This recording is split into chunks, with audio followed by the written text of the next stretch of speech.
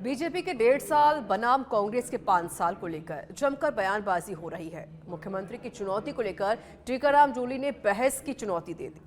अब इस पर गृह राज्य मंत्री जवाहर सिंह मैडम ने भी जूली को बहस की चुनौती दे दी है। इसी को लेकर हमारे पॉलिटिकल एडिटर लाल सिंह फौजदार ने खास बातचीत की है, आप भी सुनिए।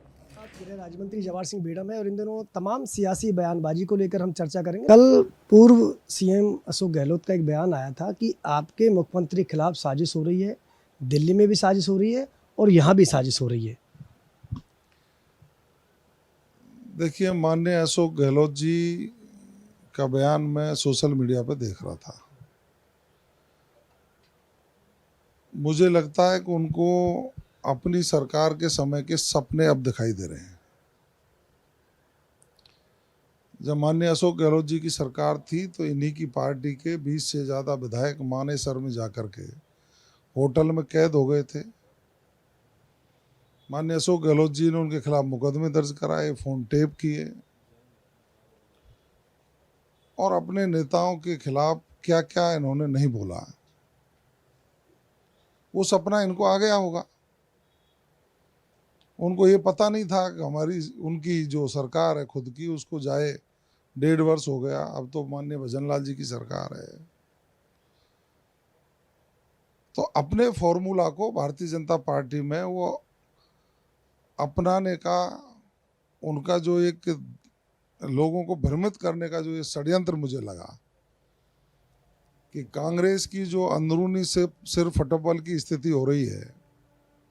आपने देखा होगा कि ऑपरेशन सिंदूर की समाप्ति के बाद कांग्रेस के द्वारा दिल्ली में 2 प्रेस कॉन्फ्रेंस की गई। राजस्थान के दोनों नेताओं ने अलग अलग दिन जाकर के प्रेस कॉन्फ्रेंस की। तो इनकी जो फूट है उससे ध्यान डाइवर्ट कैसे हो, इसलिए आधारहीन बयान जारी कर दिया। यह अशोक गहलोत जी को शोभा नहीं देता, उनके स्तर के अनुरूप ये नहीं है। टीकाराम जूली कह रहे हैं क्योंकि मुख्यमंत्री भजनलाल शर्मा लगातार 2 उद्बोधन मैंने सुने थे कि विकास की अगर बात करेंगे तो आप सामने आ जाइए, हमारा 1.5 साल का कार्यकाल आपके 5 साल पर भारी पड़ेगा। वो खुली चुनौती उन्होंने दी है। मैं बिचून में कार्यक्रम में मौजूद था जब आपने पंडित दीनदयाल उपाध्याय अंत्योदय समर योजना का शुभारंभ किया, तब भी उन्होंने ये बात कही। उससे पहले एक कार्यक्रम में जयपुर में ये बात कही थी। टीकाराम जूली कहते हैं कि हम बहस के लिए तैयार हैं। देखिए, टीकाराम जूली जी का जो ट्वीट था, और शायद उन्होंने कोई बयान भी जारी किया, माननीय टीकाराम जूली जी के ट्वीट को पढ़कर मुझे पहले तो हंसी आई। उन्होंने विधानसभा में उनके साथियों द्वारा बात रखकर सरकार को घेरने की बात अपने बयान में उल्लेख की है। और मुझे लगता है कि जब जब विपक्ष बोला तब तब उसको मुंह की खानी पड़ी। और टीकाराम जूली पर मुझे आश्चर्य इसलिए हुआ कि जब भी वो व्यक्तिगत मुझे फ़ोन करते हैं या मुझे मिलते हैं तो वो कहते हैं कि साहब ऐसी सरकार हमने कभी नहीं देखी। लेकिन उन्होंने हड़बड़ी में ट्वीट किया क्योंकि डोटासरा जी में और उनमें एक अंदरूनी प्रतिस्पर्धा चल रही है। कांग्रेस में जो नेतृत्व परिवर्तन की बात आती है संगठन की, तो अशोक गहलोत जी का खेमा जूली का नाम चलाता है। मैं तो कहूँगा जूली जी आप प्रदेश अध्यक्ष बनिए, कुछ भी बनिए, लेकिन ये जो बहस करने की बात कर रहे हैं, कहाँ गए थे आप जब अलवर में रोज बलात्कार की घटनाएं हो रही थी? आपके पड़ोसी थाना गाजी में सामूहिक बलात्कार हुआ, दलित महिला के साथ हुआ, आपने आंखें बंद कर ली। एक बच्ची के साथ दुराचार हुआ, बहुत हो हल्ला हुआ, आपने आंखें बंद कर ली। एक समुदाय विशेष के लोगों ने वहाँ तांडव किया, एक सैनी और एक जाटव के लड़के की पिटाई की, आपने आंखें बंद कर ली। OLX ठगी का कारोबार आपके नेताओं की आंख के नीचे चलता रहा, नाक के नीचे चलता रहा, आपने आंखें बंद कर ली। और इससे ज़्यादा क्या होगा, आपने पूर्वी राजस्थान के लोगों को ERCP के नाम पर पूरे 5 साल गुमराह किया कि पानी लाएंगे पानी लाएंगे। आपको तो धन्यवाद देना चाहिए प्रदेश के मुख्यमंत्री जी का कि उन्होंने ERCP का समझौता भी कर दिया और आपके अलवर में पानी पहुंचाने के लिए मुख्यमंत्री जी प्रयास कर रहे हैं। आपने ये नहीं सोचा कि आपके राज में किसान त्राहिमाम था। आज प्रदेश के मुख्यमंत्री जी किसान को प्रधानमंत्री जी के द्वारा दिए जा रहे 6,000 में 3,000 और ऐड करके 9,000 उनके खाते में पहुंचाने का काम कर रहे हैं। तो मुझे तो यही लगा कि जूली जी ने जल्दबाजी में ट्वीट इसलिए कर दिया कि डोटासरा जी पहले नहीं कर जाए, वो नंबर बढ़ा जाए। और यदि वो ये कहते हैं कि उनको चुनौती है तो माननीय मुख्यमंत्री जी से तो तब बहस करेंगे, वो पहले जवाहर बेगम के पास आए ना। मैं बहस करने को तैयार हूँ, हम बराबर के भाई भी हैं, मेरा उनका सीमा लगती हुई है।